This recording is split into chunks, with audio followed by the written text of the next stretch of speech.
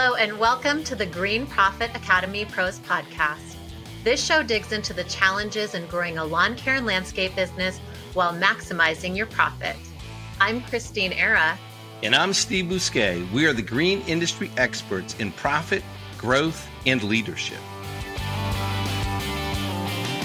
Hello, everyone, and welcome to another episode of Green Profit Academy Pros Podcast. Today, I'm super excited. We have a guest today, Rick Wallace, and Rick is an entrepreneur that runs a thriving lawn care business. And welcome to today's show, Rick.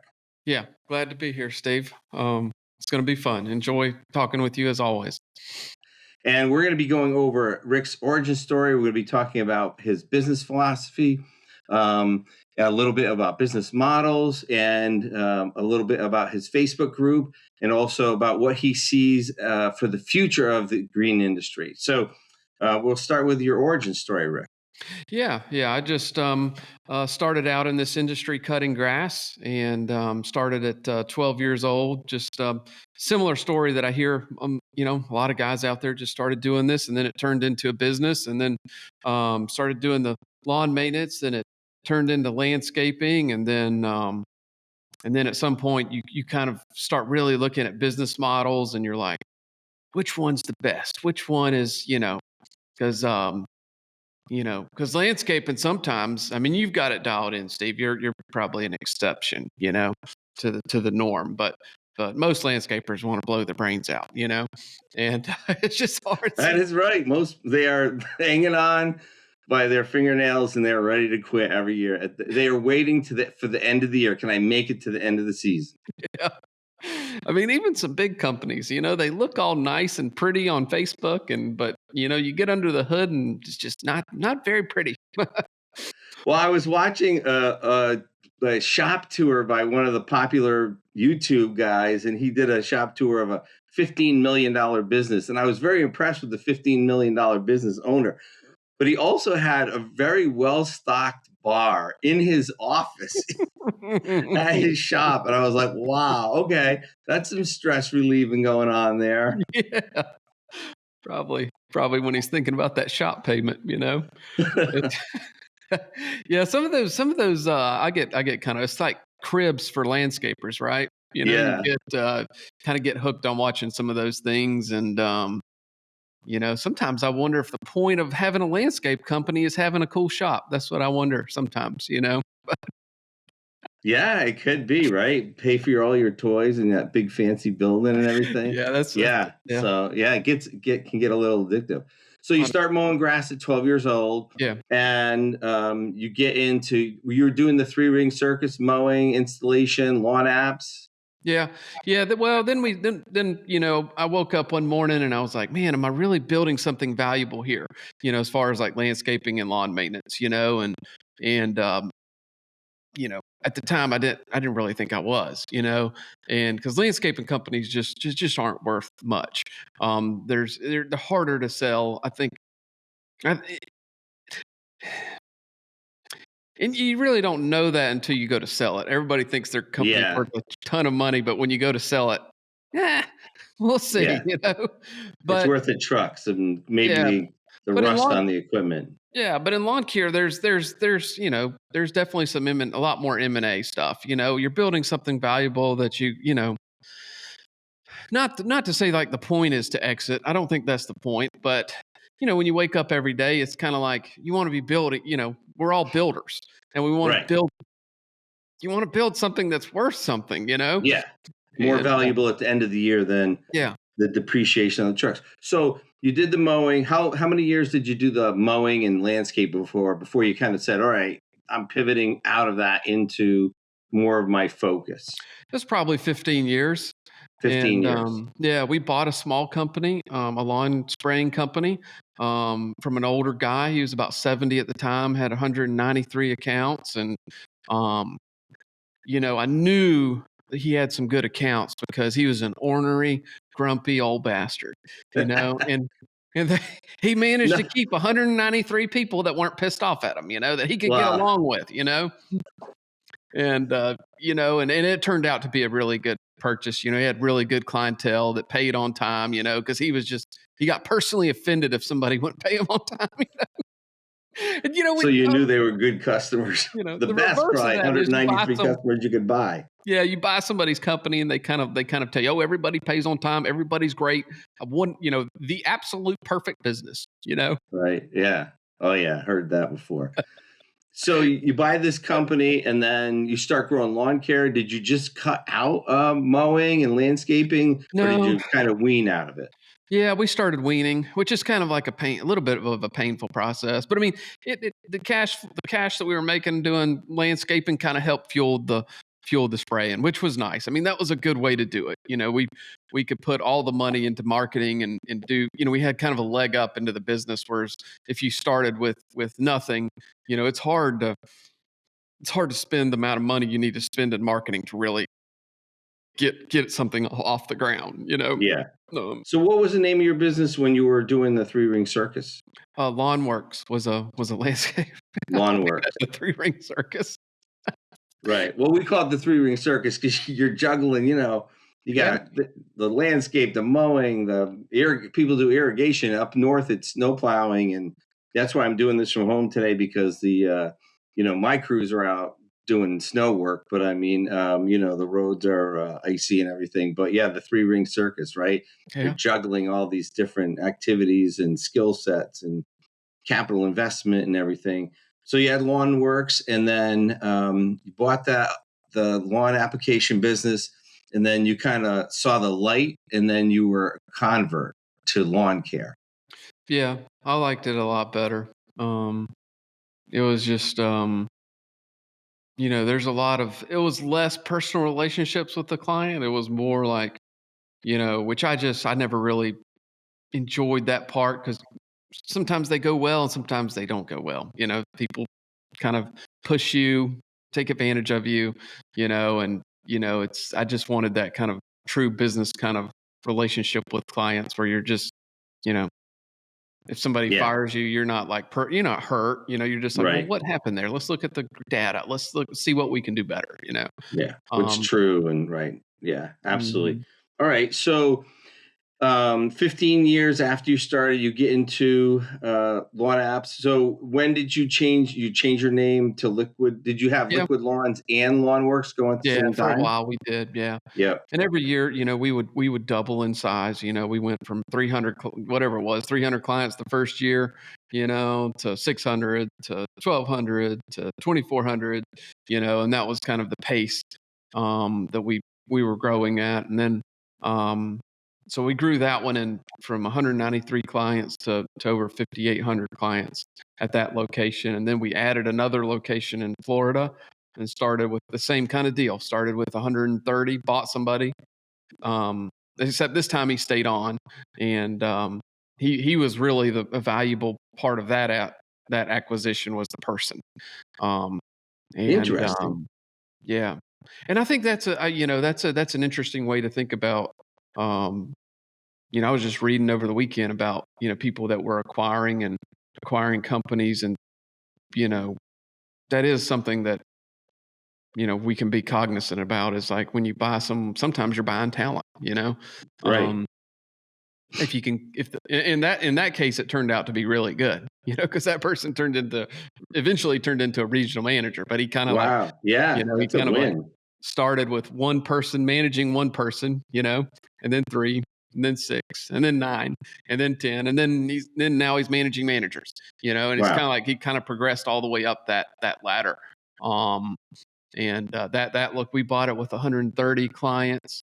Then we went to 8 apps, and it went down to 100. Lost 30% of our clientele, which I mean, 30 doesn't sound like much, but then when you look at it as a percentage, you're kind of like, oh, that's a big number. Oh yeah, that's a huge percentage. Yeah, but 8 apps, you probably made it up on the revenue side. Yeah, so, it did. Revenue didn't change, but then we had the correct kind of thing to grow on the platform, and then and I think that one we're at like 2,800 clients at that location now.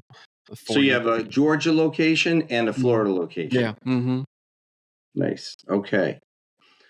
So All right. So that's the origin story. It's kind of a broad. Me and Rick both agreed we weren't going to go. When I was, 12, my first push mower was this, and my first weed whacker was a little hand clipper, and I had charged $8 a lawn.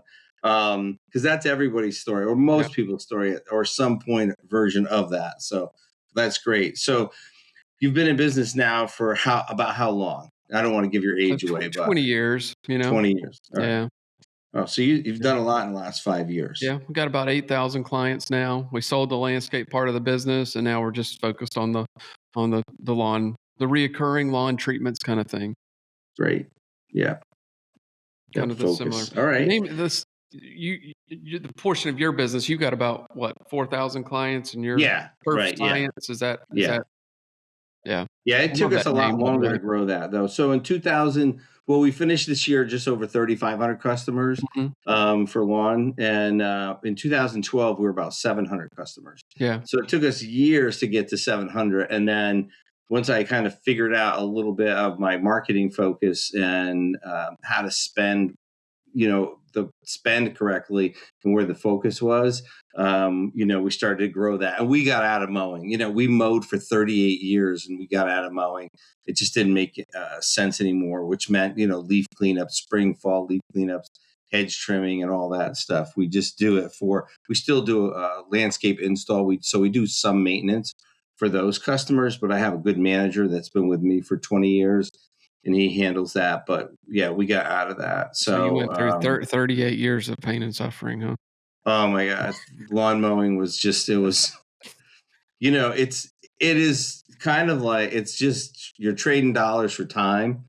And I think most of the time, like a lot of stuff on social media, the guys will be like, we're talking about profit, and they're including their salary or their hourly wage as their profit. So they're like, no way, I made 50 grand, or, my profit is X, but they don't calculate their time on the crew. Mhm. So mowing is really a tough, You mean those guys that say they make a 50% net profit? they make a 50% net profit. Exactly. You know the guy. That's one And hell of a business, isn't it, Steve? and they're on the crew and they're doing 100. Yeah, so that guy, but yeah, mowing is a tough way. It's a hard way to make a hard living, is really what it is. There's very little margin, and we got it down to one guy in a very boutique shoreline, super high end business. And then I turned that mowing list over to him, and we still help him kind of keep that clientele going. But we're not, we help him with his equipment. We'll help him with some of the customer communication. But and he worked for them, most of these customers, for 15 years, so he knows them. But still, he needs a little bit of help with the communication and some of the management side. So we help, but I don't have to manage the mowing, all that. So it also helped us because we're not competing with any of the mowing guys. Oh, yeah. Get some more So yeah, referrals, so work we by have the our lawn. 3,500, little over 3,500 lawn application customers, and yeah, it's way easier for us to focus just on that, not buying zero turns and weed whackers and all these blowers and all this. We had a 65 horsepower leaf vacuum and all this equipment that you need for mowing, and spinning blades and trailers and people you need to hire for it and train. And yeah, it's a lot easier to stick one guy in the truck and generate more revenue per truck than two or three guys in a mowing truck. Yeah. Yeah, for sure. But it makes it sound, we're gonna make lawn application business sound easy. Yeah. Yeah, But there's definitely some stuff that sucks about it, for there's sure. a lot of things that suck about it. You really have to. And I visited over 50 lawn care companies all across this country. It's the same conversation in every single office. My lawns never looked this bad. I've never had these weeds. The lawn tech didn't do behind the shed. They didn't treat the whole yard. It's the same conversations. But there's a lot that goes on in lawn care, and it's not that easy to grow. I mean, once you get a formula and you get some momentum, you can grow lawn care. But a lot of people spend a lot of money trying to grow lawn care and struggle. Yeah. So tell me about, how did you grow? What was your philosophy around your business growth? Um, I'm a big believer in marketing, and I mean, I think it's the one skill that that it's worth being an expert in. And I'm reluctant to call myself an expert in that field because there's so much to continually learn and so much that changes so often. So it's like, but it seems like it's the one thing that has the biggest dividends for learning to a deep level. I would say you're an expert at being curious. Mhm. And I think that's a huge advantage because in marketing, things change so quick. And I think your curiosity is a huge advantage because you're looking for like what's real, what's the real information, what's the data really saying, what's the opportunity in the information, as opposed to kind of like that sales the when these sales reps are selling us stuff, they're like, just do this, that, and this will be the result. And you're always looking for, well, what does this ad really produce? What is this result really saying? Yeah. And it's the same thing with everything. I think in your business, really, it's kind of like, I think as business owners, we kind of, whatever it is, if it's a retention rate or if it's a employee, looking at the nasty, ugly stuff to figure out, you kind of got to look at the ugly stuff to kind of get to the bottom of something. And Yeah. sometimes that's a kind of a hard feeling to deal with, but So when you were growing your business then, you said you need to become a master in marketing. There was a lot of changes going on mhm. in the world of marketing. Yeah. I mean, I think there's always like a lot of changes going on, and it's really like I have people that reach out and ask me like, what do I, like, what do I do to get new customers? And you're kind of just thinking, you just kind of step back and you think, and you're like, hmm, how do you answer that in one phone call? It's so I get asked that, what should I put on my postcard, right? Yeah. Or what should my Facebook ad be? And they are not thinking of a like total comprehensive campaign for that. Like, what is your because most of our businesses are in communities that we work in for a really long period of time. So you have to have some type of presence in that community, some type of recognition. Even with 8,000 customers, I mean, you're probably in the same communities over and over again, right? You're a brand in that, but you Yeah. just can't do branding, right? You have to have offers, and you have to know when to get in front of what eyes and how many times and what offers to use that attract people. I think you have to look at it holistically and really from a 5,000-foot view. And also, like, if I run any marketing, I'm like, if I'm not going to run it for 3 years, I don't run it at all because I found through my data, there's the 1/3. I get the early adopters, the kind of people that need some more social proof, and then I get the laggards. Hmm. So if I'm not willing to commit to that whole model, then if I just roll out a new thing every year, I'm only ever getting the early adopters. I'm never getting the people that need the social proof. I'm never getting the late adopters. So that's kind of how I look at things. Now, I will try new things to see if there's any interest in it, test it a little bit, but I like to commit to things I call it my 1,000 days. Yeah. Yeah. I guess I think there's typically with marketing, there's one or two channels that really supply probably 50% or more of your leads, so it's like most people think they have to be diversified. And I don't know if you can be diversified and be an expert in all channels. That's like really difficult to do. Like I think that you pick a couple channels that you're good at and then you dive really deep into like one or two of them, like um and then you go to extraordinary painful depths that most people aren't willing to go to, like with direct mail. Like most people are like, they're like, direct mail doesn't work. I sent one version of one card out and I didn't get any calls off of it. And then I never respond to anything anymore because nobody really wants to hear the truth, Right. and there's the high likelihood that your direct mail sucks. That's why it doesn't work. And you haven't put in the pain and suffering to figure out what does work, or paid a cheat code to figure out, start studying other people's direct mail, figure out what works, figure out all the marketing principles that do work for a direct mail piece, and then go light $100,000 on fire testing all your theories out, you know? Right. But that's a real, and that's why I think a lot of people are like, I talked to one guy one time and he was like, I want 10,000 customers. And I'm like, all right. Yeah. Yeah. All right. Well, I know how to get 10,000 customers, and here's what you do. You gotta be willing to spend, you know, you're at 100 customers now. So that means you need to double for the next decade. You need to double. And the amount of pain you're going to have to go through and learning, you're going to have to burn, pretty much all your profit for 3 or 4 years just learning. And then as soon as you tell them that, they're like, maybe I don't want 10,000. They don't ever tell me that, but they just disappear, Right. Yeah. So that's when I talk to people who are looking for coaching, they're like, I want to double my business. I want to do this. Even I just saw a post the other day. Somebody wants to double his business in 1 year.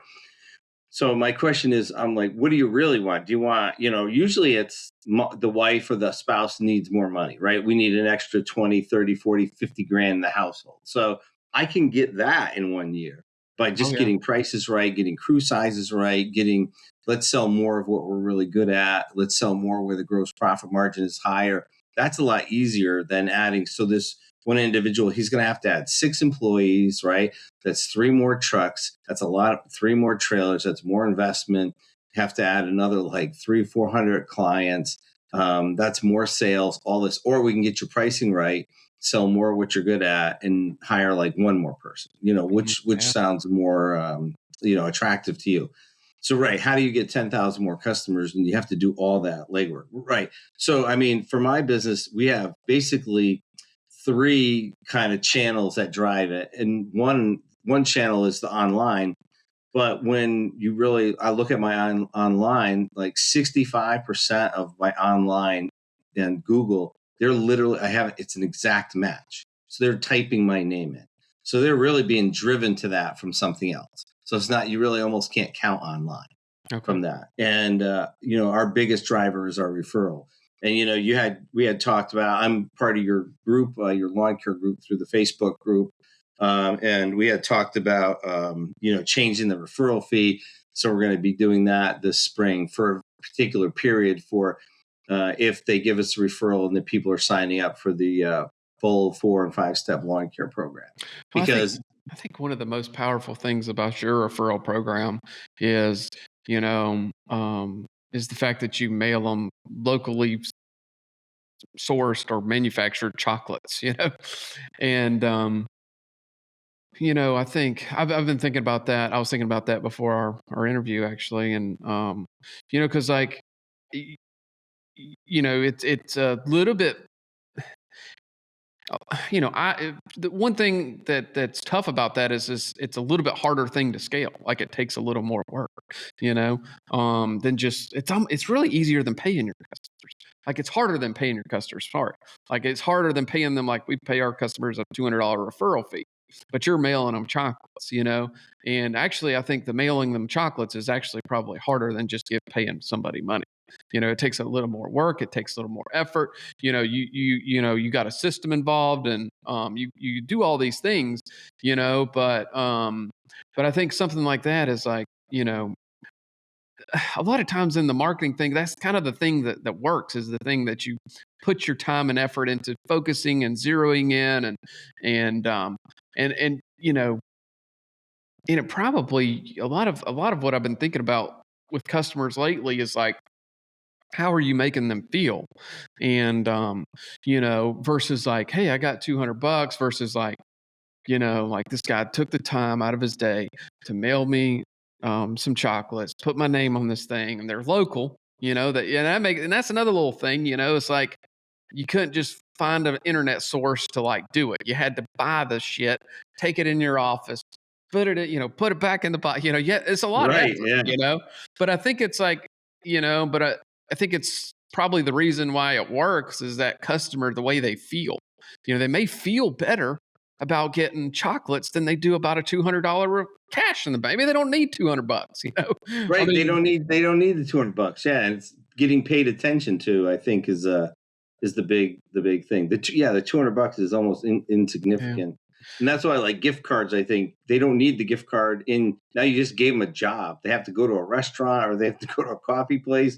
They have to go do something. And not everybody is thrilled about that. So, Yeah. I mean, I think that was the chocolate thing. I read that in a Dan Kennedy book. And when you told me about how you did it, I knew. I was like, oh, yeah, I got it from, I either got it from, I'm a huge Dan Kennedy fan, and there's a couple other people. Joey Coleman is a big, gifting, and the giftology book. Also, that guy too. Yeah, the gift thing is a big thing. People like that.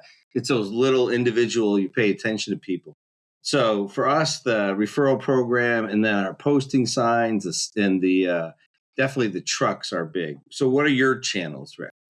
I would say like direct mail is a big one. And then Facebook is another one. And then we're constantly trying to work on other channels, but we do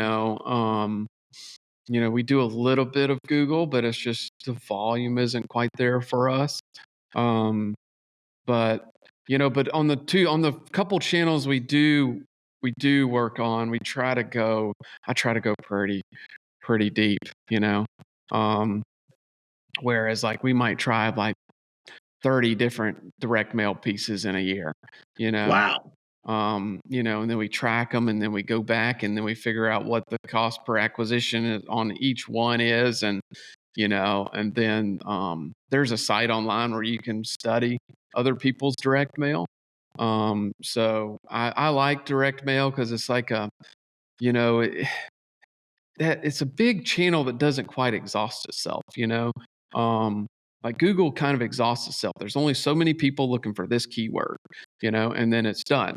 And unless you're in like Charlotte or Atlanta or something like that, or like a big metropolitan area, but then you got a shit ton of competition. But it's kind Yeah, of then like, your keywords are more expensive, and yeah. yeah. And then on Facebook, I think, but Facebook, it can, there's only a limited amount of audience you can do, but we'll see how hard we can push it this year. We're putting in the work, like we just, I just talked to one of my guys yesterday, and they just made 125 videos on Friday. Wow. So at any one time, we're probably running like 10 different ads with 5 different variations, so 50 different ads at the same time, and then we're cycling those out like every, the goal is like you with local on Facebook, there's a lot of ad fatigue, because people get tired of seeing, the ad.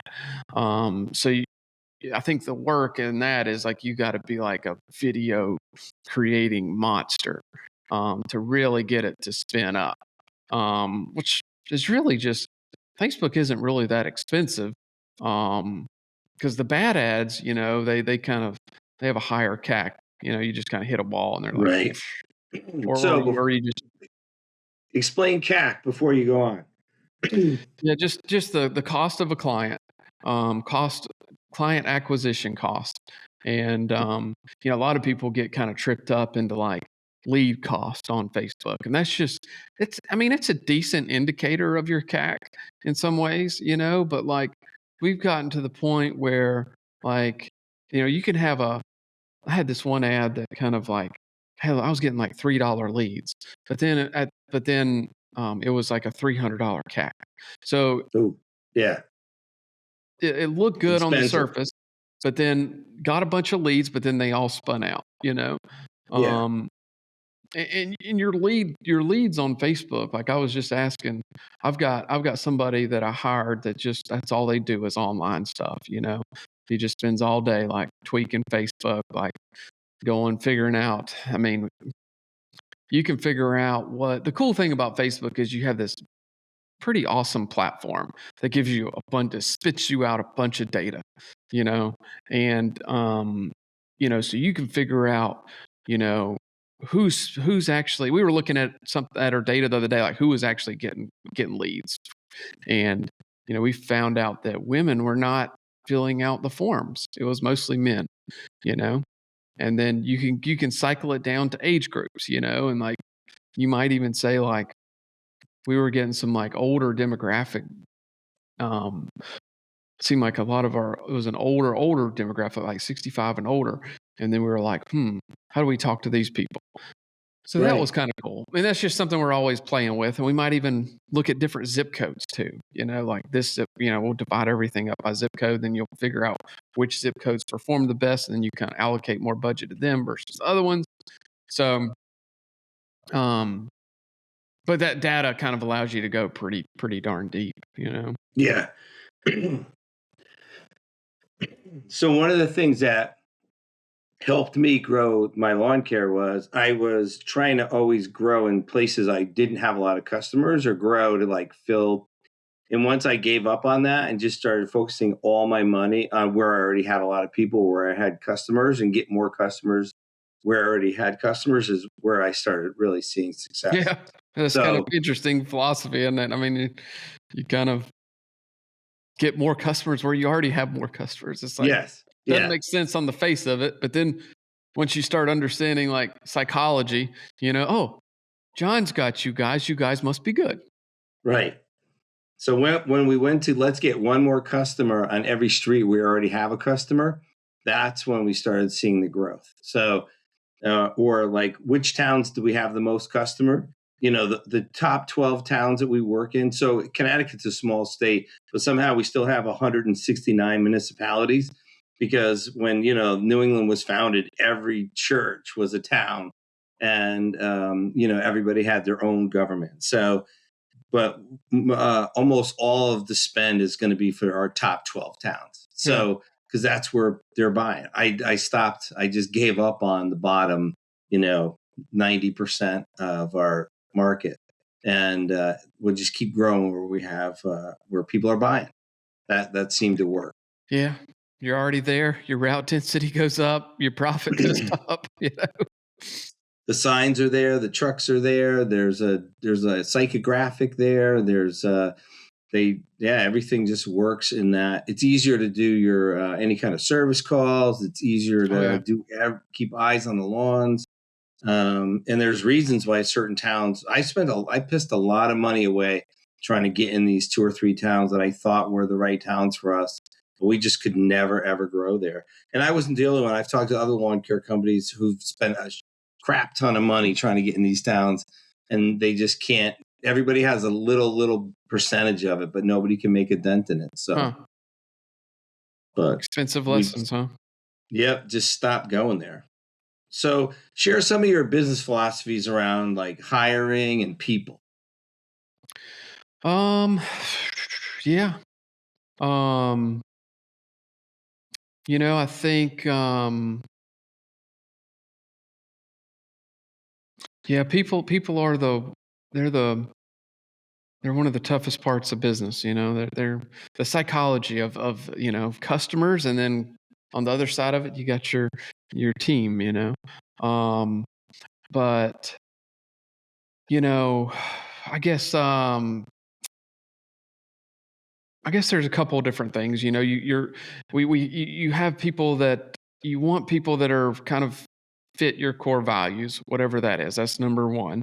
And then, I think a lot of people get kind of, I just see posts about, like guys hiring their first employee or their second employee or their whatever it is. Might not learn these lessons until you're like on number 20 or 30. So it's kind of like you're trying to crawl back in that guy's head and be like, whoa, hey, you don't need anybody with experience. Like, to just forget that. Throw that notion in the trash. Okay. Yeah. Like there's no, like, they're all trying to find the unicorn. Like, I heard, if it's a spray tech or somebody, they're like, I'm going to find this guy with all this knowledge. And then I just want to put him straight to work. And then, and it almost like, you're almost thinking to yourself, like, man, that guy's like looking for a prima donna, isn't he? And instead of just like hiring someone for core values, the things that you're going to want to work with them, like our core values are eager to work, dedicated, conscientious, and those things are just just really, really important to us, because like if you got somebody that's eager to work, they're dedicated and they're conscientious, they're just, they're going to be good people to work with. You got a good foundation. And so that's something that we kind of preach and, rep, repeat. You just put that one on repeat. And I think a lot of people think that, um, that you don't, repetition isn't important, but actually think it's the opposite. I think like the repetition is kind of one of the boring parts of business that makes things like sink really far in. Yeah. No, I like that, the core values, because it's hard to teach the core values. It's easier to hire and find the core values, and you can teach skills. It's funny. I was talking with someone that has a body shop, and I was just listening to his frustrations. And he's still looking for the unicorn, right? Someone that shows up and knows old school body shop, new school body shop, and painting. And he's like, everybody wants to be a specialist and all this stuff. And one of the things that I think, like, training and practicing, if I had that, really is a thing that we focus on a lot now. But in the beginning, I would just hire people, get in a truck, right? I think having, even looking back, like spending a half a day or a day on teaching someone how to run a string trimmer and how to load the string trimmer and fuel it and having the practice, I would have been way further ahead. That's how we train people now in applications, right? On Z sprays. They're probably going to load and unload that Z spray 400 or 500 times before, when they're being trained, before they ever go out alone. They're going to unreel and reel up that hose 100 or 300 times before they ever go spray a lawn by themselves. They're probably going to spray 1,000 gallons of water before they spray anything that has, fertilizer or weed control in it. And I didn't realize, 30 years ago, that was actually the fastest way to train somebody. It was like, okay, grab the hose. Now go down to the end of the lawn. Now spray back to me 6 to 8 feet wide, and be frustrated why people couldn't catch on to this. Yeah. So tell me a little bit about your training program.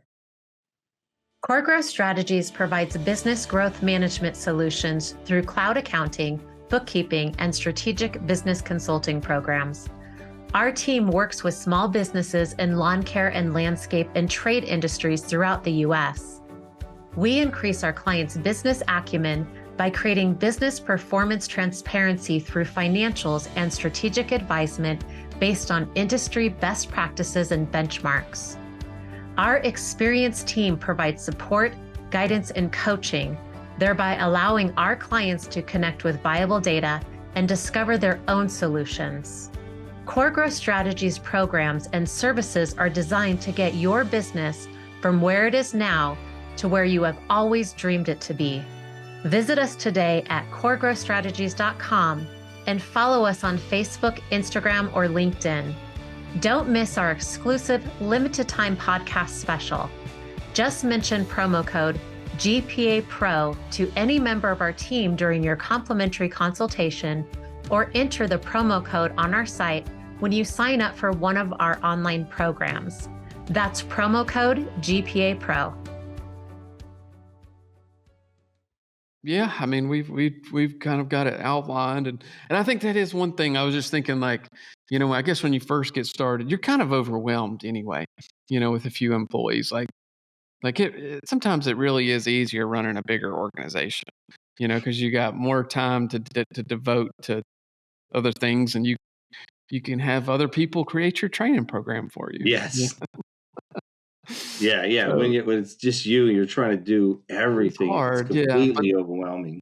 but that is the hard way. Is like, sometimes the hard way is the best way. Just not hiring the guy with experience, hiring the best attitude, and and then training on top of that. But Yeah. we have a training system. We just made a lot of videos on how to do everything, and then step process, and we're constantly improving it. We didn't have a training system until a year ago, which is kind of like, we'd have somebody go jump in a truck, and that works okay. But then, your trainers really need to know what to do. And even I was talking to one of our guys last week, and they were like, "Well, I don't know about that guy being a trainer," and I'm like, "Well, if he's a trainer, he's the more he teaches, the better he's going to know it." So as long as you got something for him to follow, Yeah, that's the fastest way to learn is to teach someone else, right? That's a Mhm. proven fact. So having other people train is a good way for them to learn what to do. Yeah, we had rough training, but our training improves every year. And I had the techs kind of go back and like after they trained somebody, I asked the trainee, what would have been better, what could they have done Mm. better?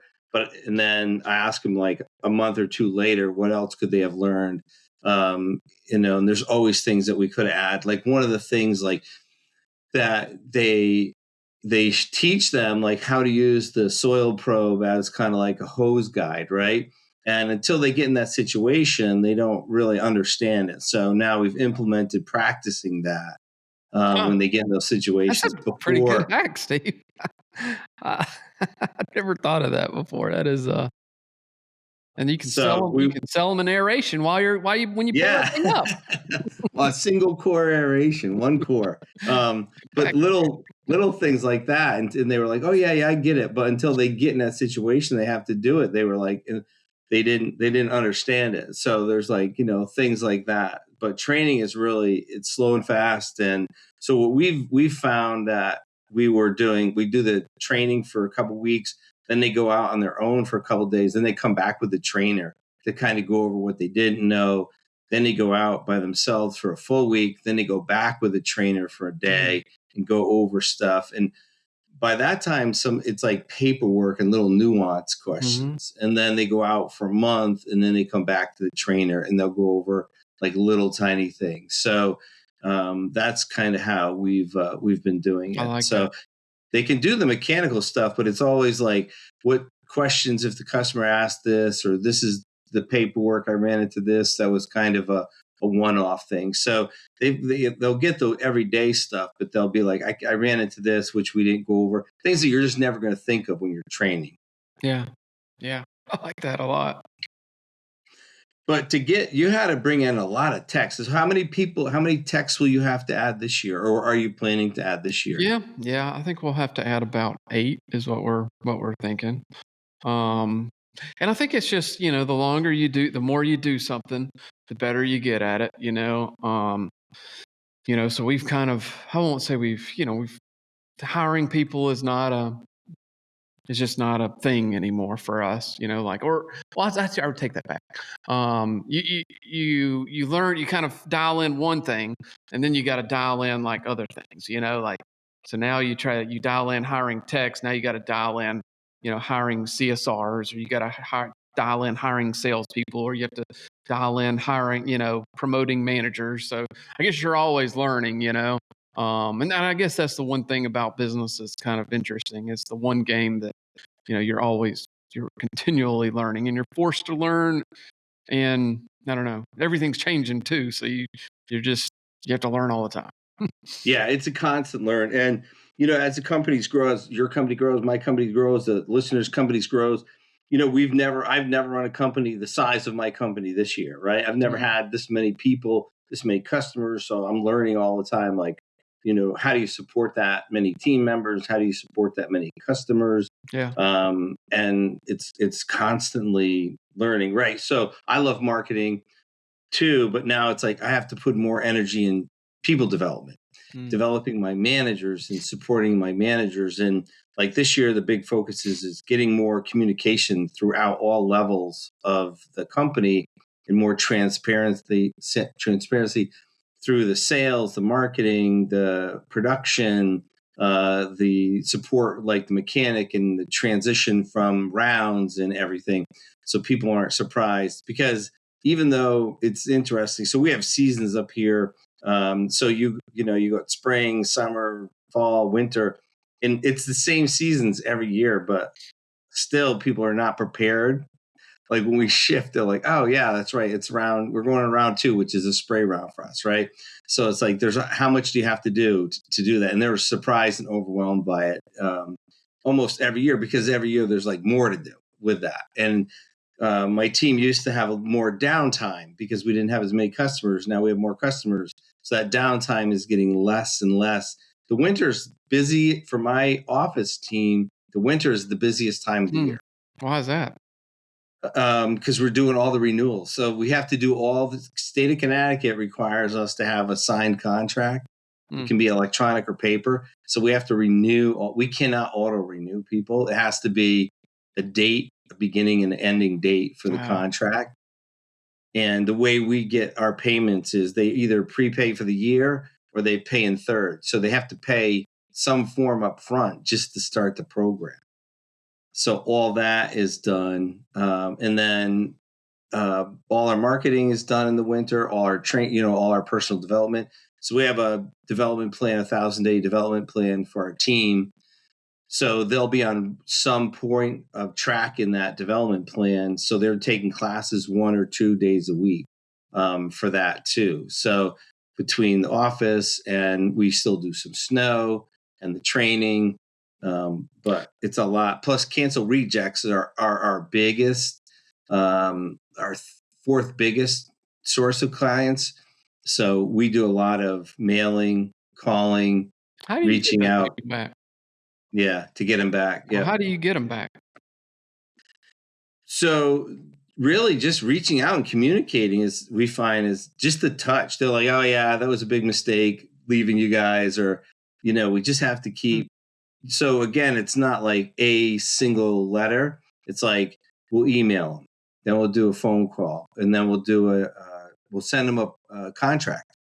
Really, we'll mail them in January and February and March, and we'll call them January, February, March, and then we'll send them 2 postcards, and then we'll also do emails to that cancel reject list. And the postcard looks like a contract. So the postcard is really just a branding. So they kind of like, hey, look for your contract that's coming in the mail. Yeah. Yeah, I've seen some mail that's kind of like a prepay kind of thing that I don't know. We might try this year. See if trying to solve small scale, test it and see what happens with it, with cancels and leads. But I think cancels is an interesting lead form. Yeah. Yeah. The letter is a contract that they can sign prepay. Yep. Okay. Yeah. Yep. So that's what they work on. And then they'll start getting all the equipment ready, and then we'll roll out in the middle of March. So your season starts middle of March. Yeah. Yeah. Yep. Is your sales season like pretty like intense and short? 12 weeks is about 80% of our customers. Okay. Yep. And then your season ends in November? Yeah. End of November. Yeah. Okay. Yep. Yeah. Our sales season's like a faucet. I mean, we have charts and data. I have years and years of data. It turns on about the second week of March and it shuts off the first week of June. Yeah. It really shuts off May 13th.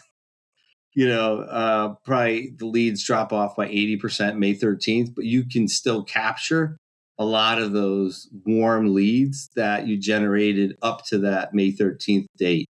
So you can still capture those leads. You're just not generating. The new lead generation shuts off May 13th. Yeah, I think that's a really important thing a lot of people don't realize is like knowing when the best time to get customers is. And a lot of times they're sitting on that data, just, like you said, you're not going to spend any money after May 13th, It's just, it's not, so for us, what happens is what happens with May 13th is the lawns are growing now and the people have cut them at least 2 times. So they start to look better. I need to get in front of people's eyes while their lawn still looks like crap. Mm-hmm. So March, April, the lawn still looks like crap. It does not look good. That's I need to fish then. Yeah. Yeah. No, that makes sense. How about you? What's your peak selling? It's probably like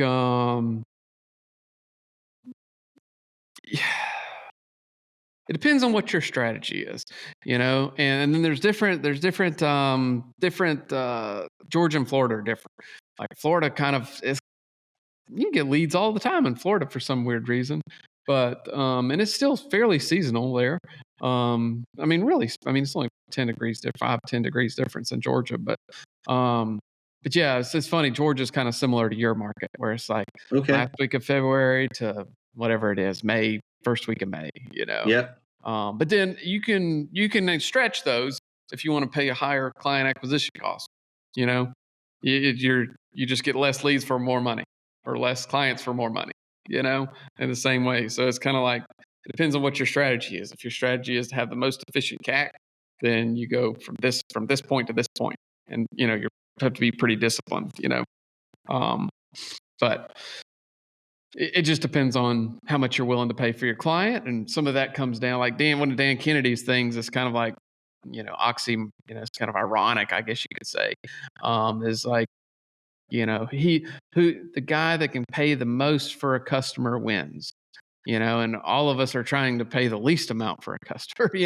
And there's definitely validity to both strategies. But if your customer's worth $3,000 and my customer's worth $1,000, you can spend 3 times as much as I can to acquire that customer and still make more money than me.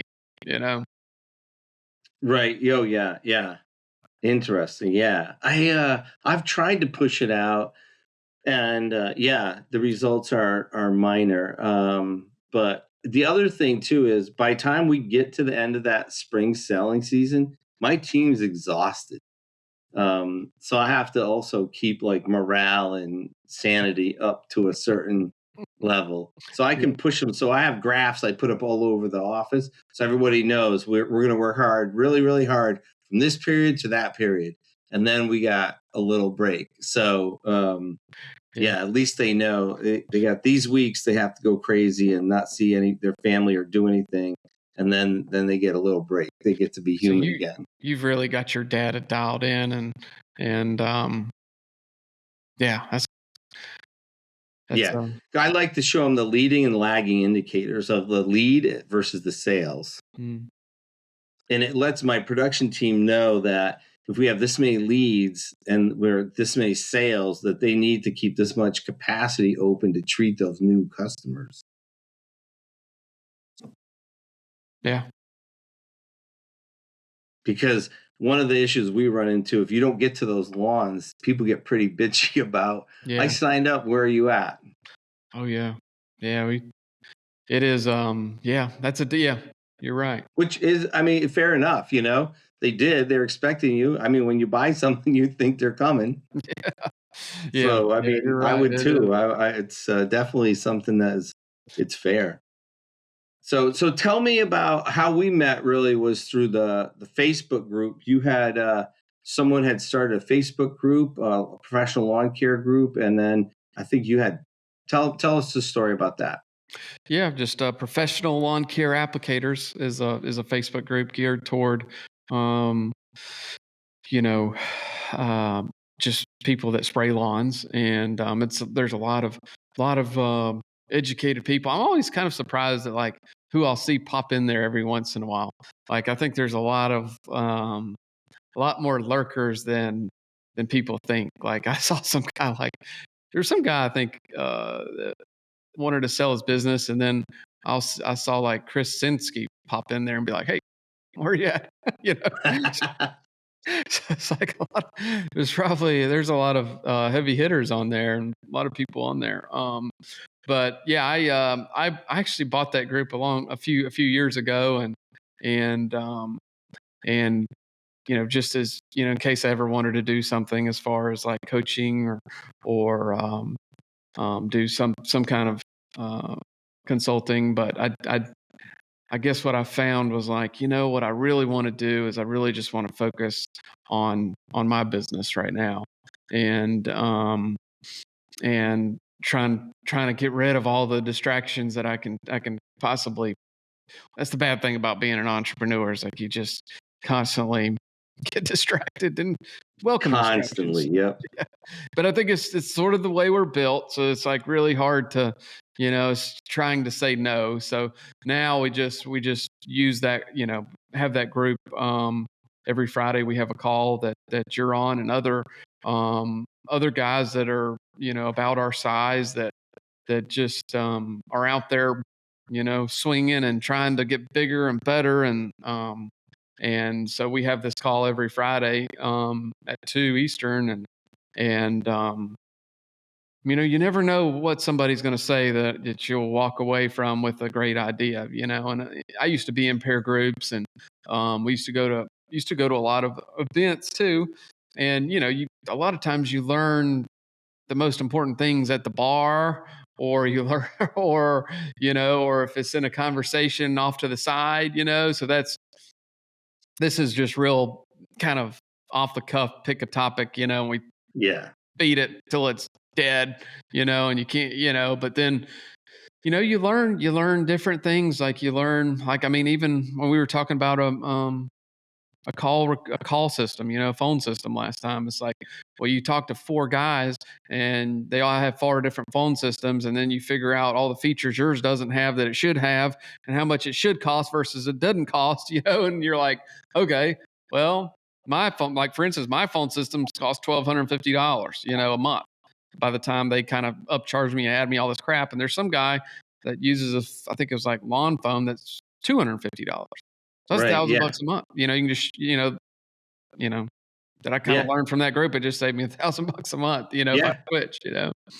Yep. You can use that to get more customers. 1,000. Yeah. Yep. 12 grand a year. Yep. Yeah. It's an interesting group.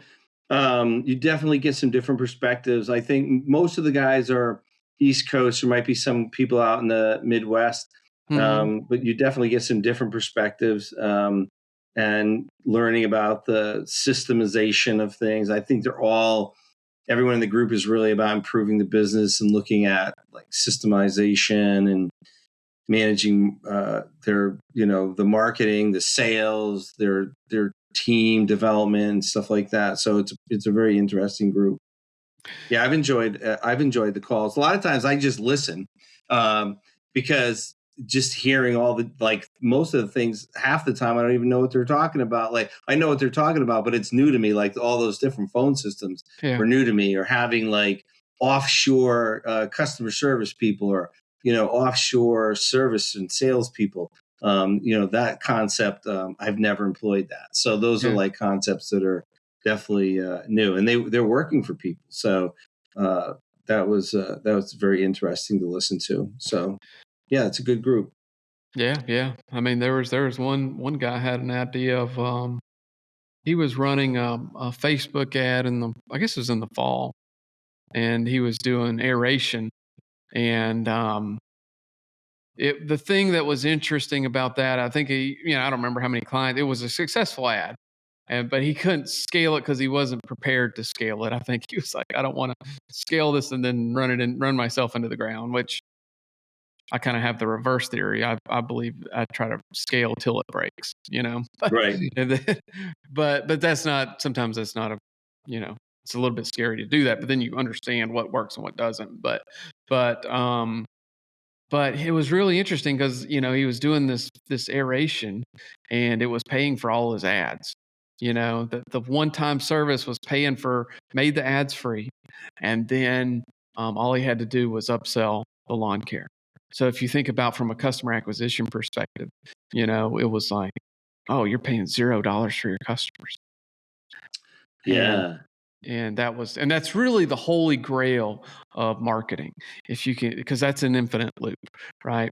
And if you can figure that out, and that's why I was like, holy shit, okay, all right, we're going to test that, and we did test it, and it worked on a small scale in the off season. We're like, I wonder what that'll do in the on season, Yeah. and now you kind of link them together, where you're like, to get the aeration for this price, you got to do the lawn care over here.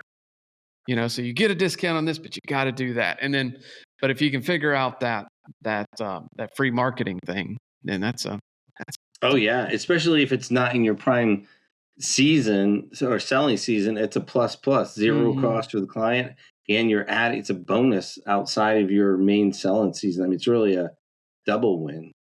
Yeah, Yeah, yeah. it really is. So what do you see for the future of the industry as a whole, or the lawn application business, the green industry? Big question, I know. Yeah, I don't, I don't. I think about it a little bit, but you know, I guess I don't see much changing for us lawn care applicators. Okay. I'm not sure if a lot's going to change for lawn maintenance guys. You know, there's the robotic mowers out there, but I don't think that thing is a mess. You know, I don't think we're going to figure that one out because it's just like I don't know. You still need somebody to weed eat your lawn, and then the mowing's pretty much the easiest part of the thing, and then you got all the. I don't know. I don't know if that's. It's hard to see if that's really going to change. Um, and then I hope what I hope would change would be if some of these CRMs would really get on the ball. That would help us a lot. Like if there would be more AI involved in CRMs, and um, it just seems like they're just like I just heard. I think Real Grain charges what, like 18 cents per email. And I was just doing Yeah. the calculations on that, what that would cost, and I was like, those bastards charging for an email, man. Yeah. You know, and then they're all not good. Like it's just each CRM Yeah. kind of has you by the gonads, once you switch to them, Yes. and, that's where I really wish the innovation would happen. Like, I think there's other industries like plumbers and electricians and HVAC that have like Service Titan, which is like, they seem to be constantly upgrading and, but I guess they're in it for the long haul versus trying to make a profit right this second. It sounds like, they're sort of Right. constantly innovating, and it'd be nice if someone in our industry would do that, um, Yeah. but I mean, what do you see for the future? Well, I mean, I've heard, I've been in this business for 40, it'll be 42 years this year. And like, organics is going to be the thing. And it never was really the thing. We use organics really. I use it more just because it adds to the program and it works, not because I'm trying to get away from chemicals, because we still use chemicals. It's just like adding carbon to a program. Definitely, it's like adding nitrogen to a program. It makes it better, right? But we don't not use things. The computers, it definitely made routing easier, communication easier, but there's still a lot of communication that you have to do on the phone. The thing is, I think there's going to be more communication with clients, not less. Like now it's double touch communication. You have to tell people, hey, you have to text them and tell them you emailed them, or you have to send them a postcard to let them know I'm mailing them a contract. So it's more communication, not less. I think I've seen more people going to the GIE in Louisville. For 4 or 5 years when I would go there was like only guys my age and maybe 10 years younger. You did not see younger guys. Now, when you go out there, there's a whole bunch of 20 and 30 somethings, which is really encouraging for the industry. A lot of, I don't know exactly if that's, baby millennials or Gen Zs all of a sudden found the green industry attractive because of the equipment. But, I see a little twist here and there, but there's like the robotic mowers, it's still less than 2% of mowing, all these things. I don't see anything really turning the apple cart upside down. I still think there's a lot of manual labor. There's still going to be a lot of communication. I think that there's definitely going to be more demand on the green industry than ever going forward. I think you're going to end up with uh, each employee is going to have to produce more like everybody's going to have to do more. Like when I first started lawn care, I remember it was 100, you push spread and spot spray 120,000 feet a day. That was the industry expectation. And now I think that's moved up to 200,000 feet a day because you have Z sprays and, even if you're hose pulling, maybe if you're doing 35, 2,000 square foot lawns, you're not going to do that. But on average, the lawns are bigger. So I think, Z sprays, my techs will go out and do 400,000 feet a day with a Z spray, and even my hose pull guys, 200,000 feet is what we're expecting out of them a day. And it's because of routing. And you can also put so much more in the tanks because you're only putting, an ounce of Talstar in, and you're putting an ounce and a half of weed. And when I first started spraying, you had the product called Dactylol. I think it was Dactylol. It was like a pre-emergent, and it was a dry powder, and it had to be agitated. And you were putting in like pounds of this stuff. In Seven, I think it was like uh, 3 or 6 ounces, 1,000 to kill a grub. Now you're using Excelliprin at ounces to the acres.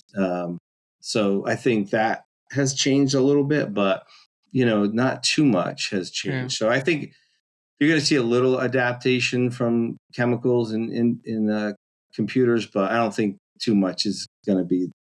There's nothing that's going to be drastic. Yeah. I mean, I think there might be some opportunity, and like, I know AI is a big kind of a thing now. I mean, I'm not saying I completely understand it, but I know some automations. I think it's going to be, my view on that kind of stuff is like, I think you need a balance of automation and people, because like, I don't know. I just think customers I think they're going to get pounded with so much automations that they're going to be like, I don't know. I don't know. My thinking is it might need to be a little careful on that, because maybe a little bit of automation to start a conversation, but then you have a human to finish the conversation. I know there's guys out there that are programming stuff to be, you know, talk, but I don't know. And maybe if in certain cases the automation is so good you don't have to talk to a person, but I think there is some. We've been kind of reevaluating our customer service, and you know, and like I called our software provider the other day, and I couldn't get them on the phone, you know, and I'm just like, what do people maybe there's an advantage to being like really good at customer service, and there's not really an automation that'll handle that. That's back to doing hard work, training your people, finding good people, finding people that sound good, and then not letting a retard answer the phone, and but I think that could go a long way, because Yeah. it's they're I mean, customer service these days, man, it's like, that's pretty bad. Yeah, still real bad. And for most people that have a small business, the owner's still answering the phone, or maybe they have the office manager answering the phone, and there's still If a lot of value in the Yeah, office manager and the owner answering the phone, calling people back. if they And answer the phone. if they answer the phone, and just calling people back, if they just leave a message and calling people back, you're already beating half of the market just calling people back. And if you call them back twice, you beat 80% of the market. Oh So a yeah. lot of times people think that they're losing business because of their price, but you can't wait 2 weeks to call people back and then give people a price and think you're gonna win that. So Yeah. definitely customer service, but it also starts with the owner. And so if you're trying to grow your business, realize that if your communication is not your thing, you need to get someone on your team that communication is their thing, and they can help you with that. Because I just think communication, whoever has that can win in communication, can win in business, because we can all spray a lawn or kill a weed and turn it green, but whoever makes, like you brought up, whoever makes people feel good about it and has that communication channel, I think can scale that quicker than the person that can just turn the lawn green and kill a weed. Yeah, I think we're on a phase of kind of like, I guess with services, maybe at first it was about, the actual getting the thing done, like getting the lawn sprayed. That was the thing, 10 years ago. But now it's more, since everybody can do the thing now, Right. it's everybody can spray a lawn. It's about how you make that customer feel when you spray the lawn, Right. because I guess, and if you think about that, that makes sense, when you go shopping. Like I just finished reading a book called The Whole Story, John Mackey, Whole Foods.